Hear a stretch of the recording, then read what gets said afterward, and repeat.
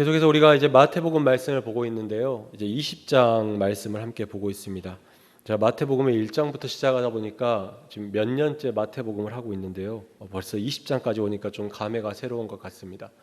끝까지 이제 하게 되는데요. 오늘 20장 말씀은 우리가 잘 아는 하나의 비유에 대해서 기록하고 있습니다. 바로 포도원의 주인과 거기서 일하는 일꾼들에 대한 예수님의 비유의 말씀을 기록하고 있습니다. 이 비유에서도 마찬가지지만 예수님의 비유는 항상 매우 익숙하고 아주 친절한 이야기에서 시작하지만 그 끝이 매우 익숙하지 않은 결과로 끝날 때가 많이 있습니다.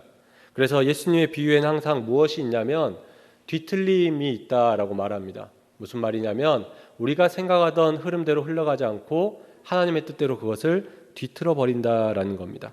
사람의 생각과 다른 하나님의 뜻이 그 뒤틀림 가운데에 담겨 있다라는 거죠. 그래서 오늘 말씀도 보면요, 이 비유도 매우 일상적인 당시 사람들에게 아주 익숙한 상황에서 시작을 합니다. 포도원 주인이 아침 6시가 됐을 때 시장터에 나가서 일꾼을 구하는 모습으로 시작합니다. 그런데 이 주인은 그 이후로도 계속해서 이 포도원에 일할 일꾼들을 구하러 나가는 것을 볼 수 있습니다. 여기까지만 보면 우리는 이렇게 생각할 수 있습니다. 포도원이 좀 큰가 보다, 아니면 처음에 일꾼들이 좀 적었나 보다, 할 일이 많았나 보다라고 생각할 수 있는 이야기입니다. 그런데 이 주인은요, 그 이후로도 계속해서 일꾼을 구하러 갑니다. 언제까지 구하러 가냐면 모든 일과가 끝나기 1시간 전까지 일꾼을 부르러 갑니다. 이것도 참 이상한데 그 다음에 있는 일은 더 이상한 일이 생깁니다. 주인이 일하는 사람들에게 일당을 주기 시작하는데요, 가장 먼저 마지막에 부른 사람을 불러서 마지막에 온 사람, 1시간 일한 사람을 불러서 그에게 하루 일당 한 데나리온을 주게 됩니다.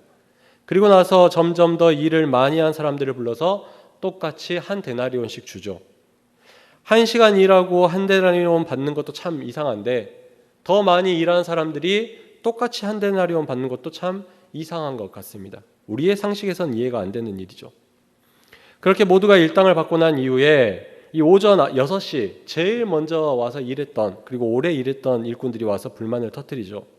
이들이 불만을 갖는 이유는 분명합니다. 오늘 말씀 12절 말씀에 보면 이렇게 말하고 있습니다. 나중 온 이 사람들은 1시간밖에 일하지 아니하였거늘 그들을 종일 수고하여 더위를 견딘 우리와 같게 하였나이다. 1시간 일한 사람과 우리가 어떻게 같을 수 있냐라는 겁니다.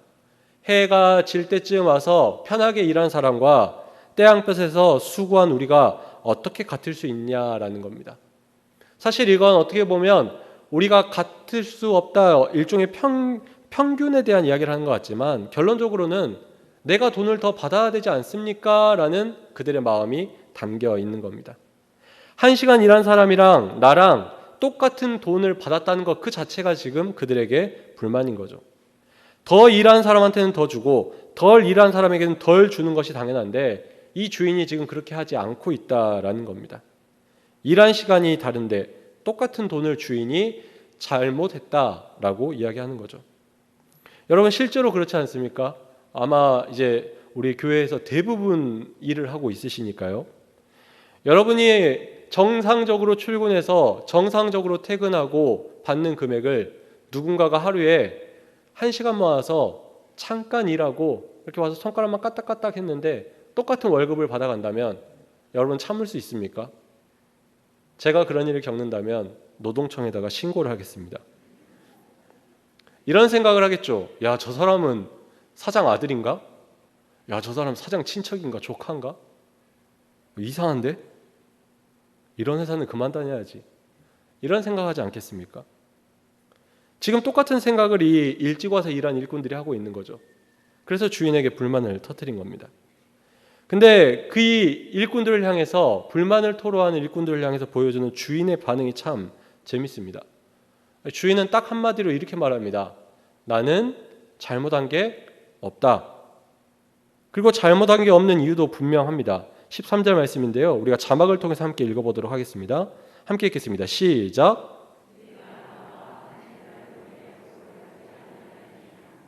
네, 우리가 약속한 데나리온이 몇 데나리온이다? 한 데나리온이다. 내가 약속을 어겼냐? 아니다. 나는 약속대로 주었다라는 거죠. 주인과 불평하는 종 사이에 이미 약속한 금액이 한 데나리온이니까 한 데나리온을 줬다라는 겁니다. 또 두 번째로 이렇게 말합니다. 14절과 15절인데요. 우리 자막을 통해서 함께 읽겠습니다. 시작. 내 뜻이니라 내 것을 가지고 내 뜻대로 할 것이 아니냐. 아멘. 이 돈의 주인이 누구라는 겁니까? 내가 주인이라는 겁니다. 내가 주인이고 내 돈을 내 마음대로 쓰겠다는데 왜 네가 뭐라고 하느냐라는 거죠. 15절 말씀에 또 이렇게 말합니다. 우리가 자막을 통해서 함께 읽겠습니다. 시작.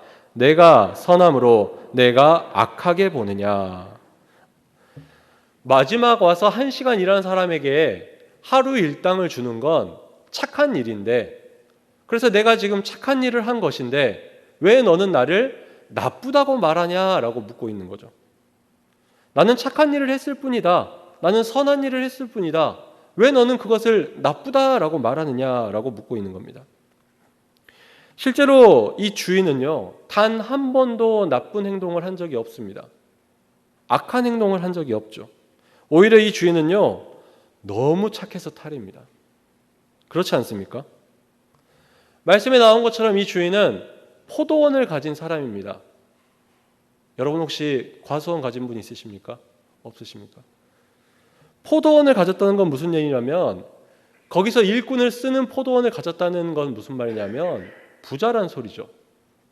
사람을 데려다 써야지만 일할 수 있을 만큼의 농장을 가졌다라는 겁니다. 그런데 이 사람은 다른 부자들이랑 또 다릅니다. 제가 지난번에 부자가 왜 죄인일 수밖에 없는지 이야기했잖아요. 부를 조성하는 것에서도 죄를 짓지만 부를 사용하는 데서도 죄를 지을 수 있기 때문이다 그랬는데요. 이 부자는요, 그런 부자가 아니라는 거예요. 자기만 잘 먹고 잘 사는데 목적이 있는 부자가 아니다라는 겁니다.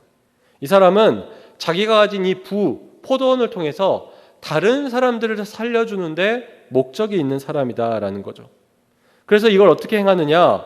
일꾼을 불러서 다른 사람들을 살려주고 있다라는 겁니다. 포도원에 일꾼이 풀려서 부르는 일이 어떻게 남을 돕는 일이냐라고 생각할 수 있는데요. 오늘 말씀을 보면 절대 그렇지 않습니다. 이 주인의 모습이 정상이 아니에요. 보통 사람이 아닙니다. 만약에 여러분이 주인이고 여러분이 누군가한테 일을 맡겨야 된다면 그 일을 할 사람의 숫자를 정하고 하십니까? 인원을 정하지 않고 시작하십니까? 일할 사람의 자격을 정하고 시작하십니까? 아무 자격 없어도 누구나 와서 일할 수 있게 열어두십니까? 다 정하고 시작하죠. 인건비라는 게 나가잖아요. 인건비라는 게 나가는데 내가 아무나 아무 숫자나 와서 일할 수 있도록 일하는 주인이 이 세상에 어디 있습니까? 인원의 제한을 두고 자격의 제한을 두는 게 일반적인 모습입니다.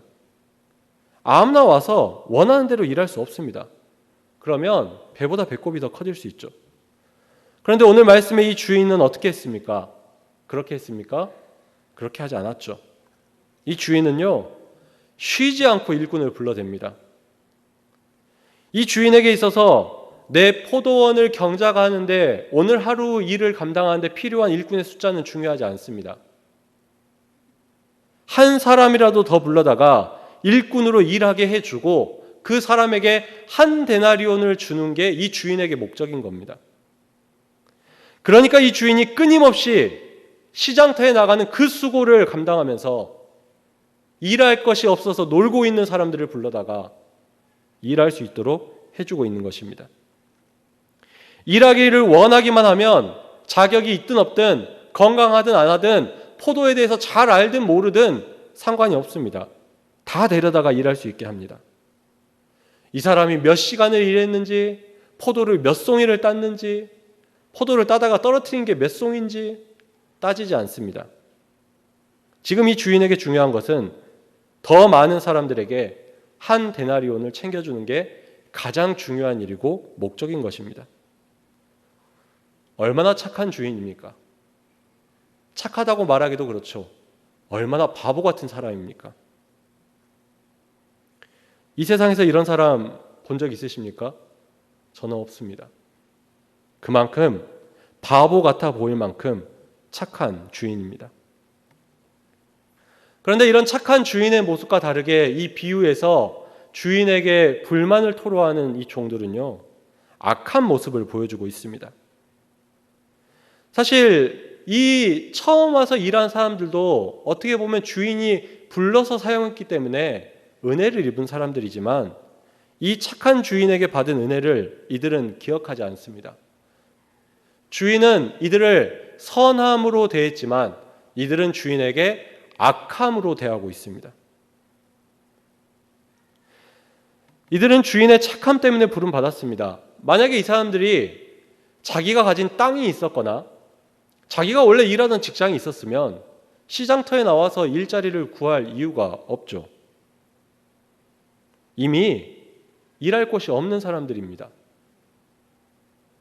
그날 시장터에 나와서 누가 불러줘서 하루 일당 받으면 그걸로 먹고 살 수 있는 그런 환경에 처해 있는 사람들입니다. 그런 사람을 데려다가 주인이 일을 하게 해 주었고 한 데나리온을 준 것입니다. 선한 일로 행해 주었죠.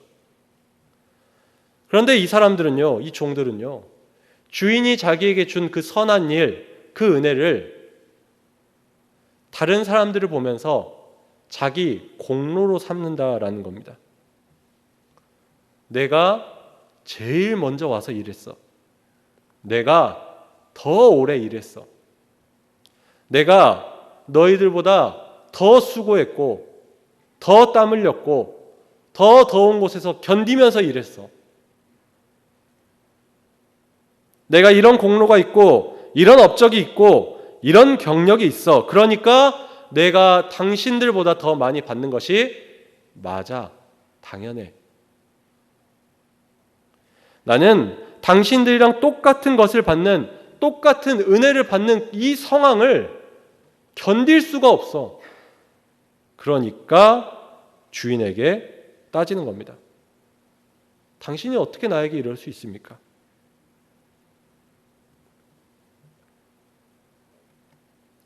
물론 이 비유에서 먼저 와서 일했던 이 일꾼들, 자신보다 덜 일한 사람들이 같은 금액을 받는 것에 대해서 분노하는 이 일꾼들이 누구를 말하는지는 분명합니다. 바로 당시의 유대인들 중 종교 지도자들을 말하고 있습니다. 바리새인과 서기관과 제사장들. 사실 이 사람들은 항상 생각했습니다. 지금 내가 누리는 것, 지금 내가 살아가는 것, 지금 내가 하나님께 드리는 그 모든 것이 다 나의 공로다라고 여겼습니다.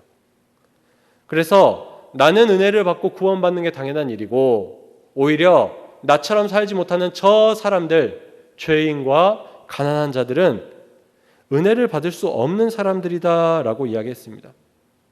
실제로 그렇게 마음에 살았죠. 그래서 예수님은 이 비유를 통해서 하나님이 얼마나 선한 분인지를 말함과 동시에 인간이 얼마나 악한지를 동시에 이야기하고 있습니다. 말씀에 나온 것처럼 우리의 하나님은 선한 분인 줄로 믿습니다. 선하시죠. 그게 지금 우리가 이 자리에 앉아 있는 게 그 선함의 증거가 아니겠습니까? 하지만 하나님의 그 선한 역사에 대해서 유대 지도자들은요, 악하게 행동합니다. 예수님이 오셔가지고 이 유대인들 종교 지도자들에게 해코지한 적이 있습니까? 그들이 가진 권위와 그들이 가진 어떤 것들을 빼앗아 갔습니까? 예수님이 이 땅에 와서 하신 것이라곤 사람들이 나중된 자라고 말하던 그들에게 은혜 입게 해주셨고 그들도 하나님 나라에 들어갈 수 있다는 것을 가르쳐 주신 것뿐입니다. 그런데 그 모습을 이 먼저 든 자들이 가만히 지켜볼 수가 없었던 거죠. 그래서 이 악한 유대 지도자들은 그런 예수님의 모습을 보고 분쟁하며 다퉜던 것입니다. 왜냐하면 공로 있고 경력 있고 연식이 있는 자신들이 받아야 될 은혜를 저들도 똑같이 받고 있다라고 생각했기 때문입니다. 하나님의 선함에 이 지도자들이 악함으로 대응을 했죠. 그러면 하나님의 선함에 악함으로 응답한 이들에게 하나님이 어떻게 하실까요? 그에 대해서 예수님께서 분명히 말씀하고 있습니다. 16절 말씀 우리가 함께 읽도록 하겠습니다. 함께 읽겠습니다. 시작.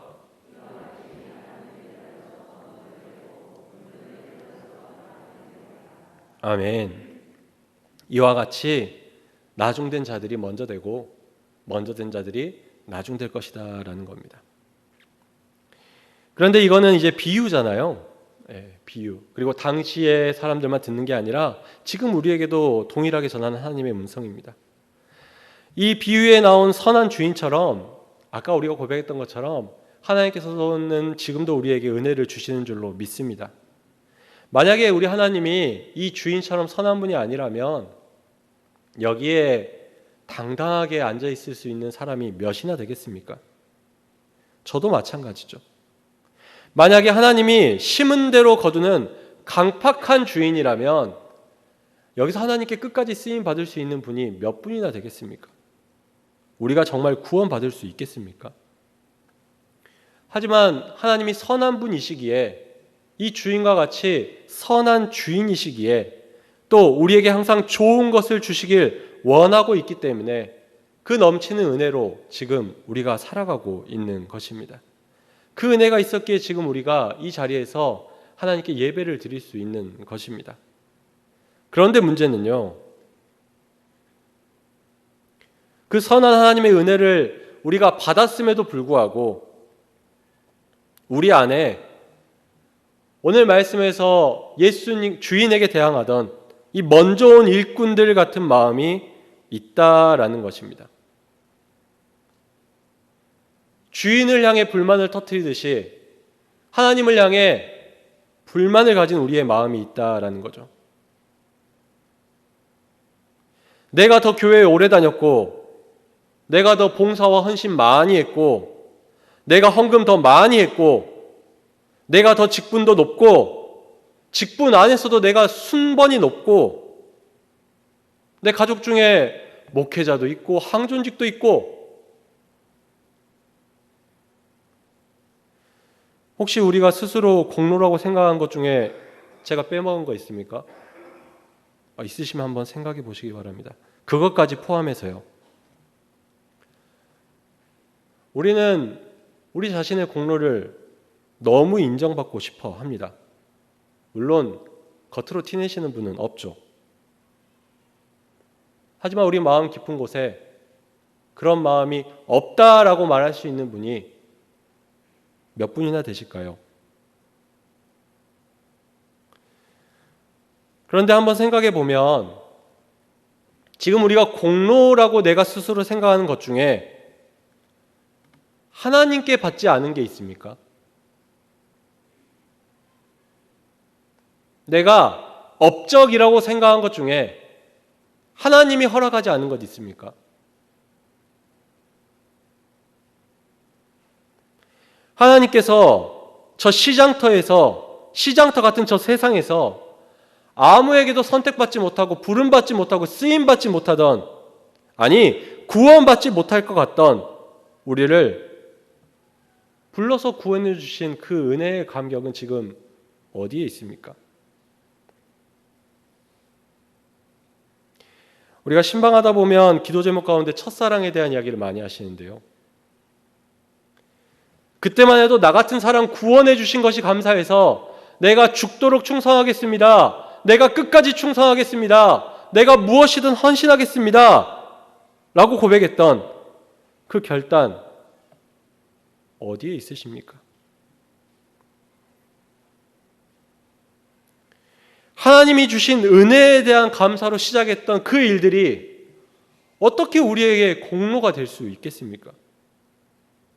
어떻게 감사의 고백이 내 자랑이 될 수 있으십니까?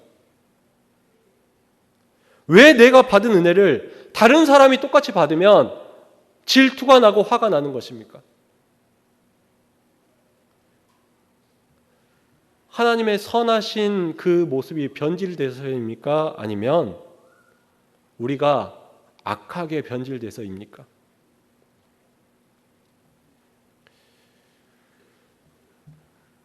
저도 마찬가지고요.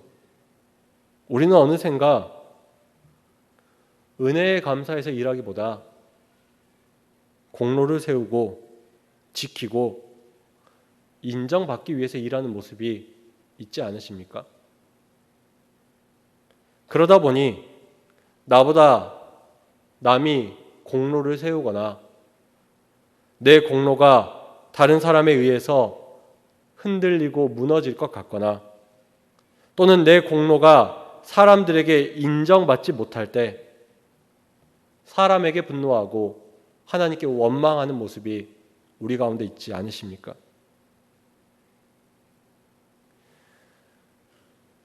입으로는 하나님이 아십니다. 하나님이 아시면 감사합니다. 하나님만 아시면 충분합니다. 라고 말하지만 마음속에서는 나 좀 알아줘요. 나 좀 봐줘요. 나 좀 인정해줘요. 라는 마음이 우리 안에서 있지 않습니까?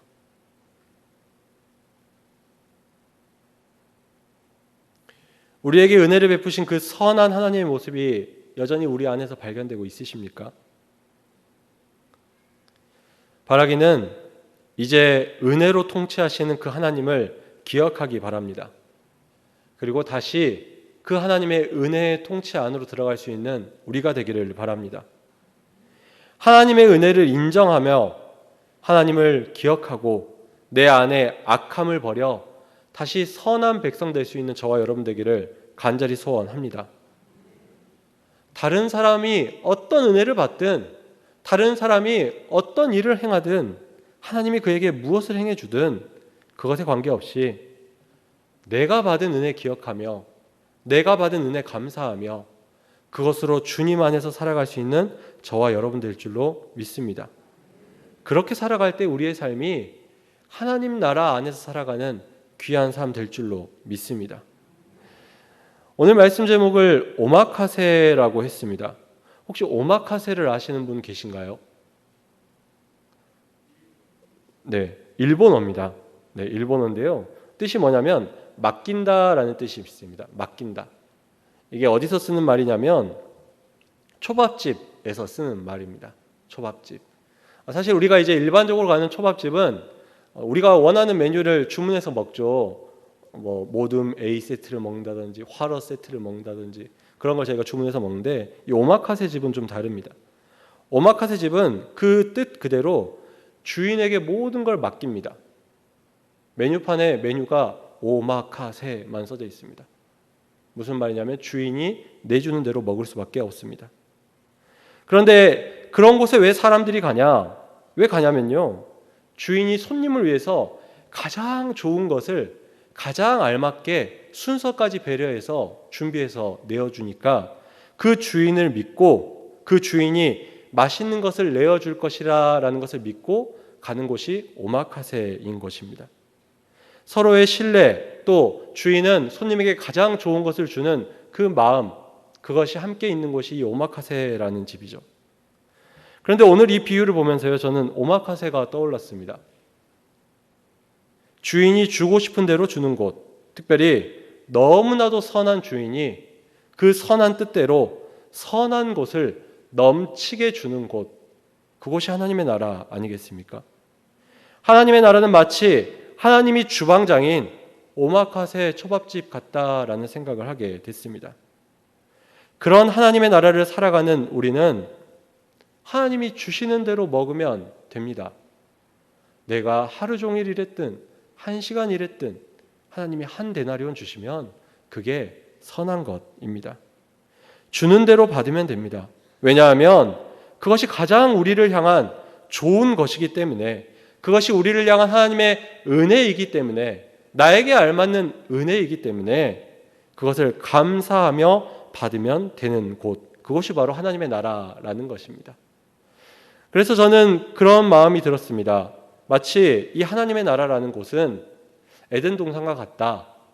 먹을 것을 걱정하지 않아도 되는 언제나 하나님이 가장 좋은 것으로 채워주시는 그런 삶이다라는 것이죠. 은혜와 사랑과 긍휼로 가득한 하나님이 그 모든 것을 넘치게 주시는 곳이 바로 하나님의 나라라는 것입니다. 그래서 바라기는 우리 모두가 하나님의 나라를 살아가기를 소원합니다. 그러기 위해서 우리에게 필요한 것이 있다면요. 하나님의 나라를 다스리는 통치의 방법, 그 은혜의 법칙 가운데 살아갈 수 있기를 바랍니다. 우리가 받는 모든 것이 우리의 공로에 따른 결과가 아니라 하나님의 은혜 때문이다라는 걸 항상 기억할 수 있기 바랍니다. 그래야지만 우리는 은혜로 다스리는 하나님 나라에 나중된 자가 아니라 먼저 들어가는 자 될 줄로 믿습니다. 만약에 세상이 말하는 것들을 가지고 하나님 나라와 하나님의 사역과 하나님의 통치를 판단한다면 그 사람이 얼마나 먼저 은혜 받았든 그 사람이 얼마나 큰 은혜 받았든 그 사람은 나중된 자 될 수밖에 없습니다. 바라기는 이제 하나님의 은혜의 통치 안에 살아가시기를 바랍니다. 나만 은혜의 통치 안에 있는 것이 아니라 다른 사람도 하나님의 은혜 안에 있음을 인정하시기 바랍니다.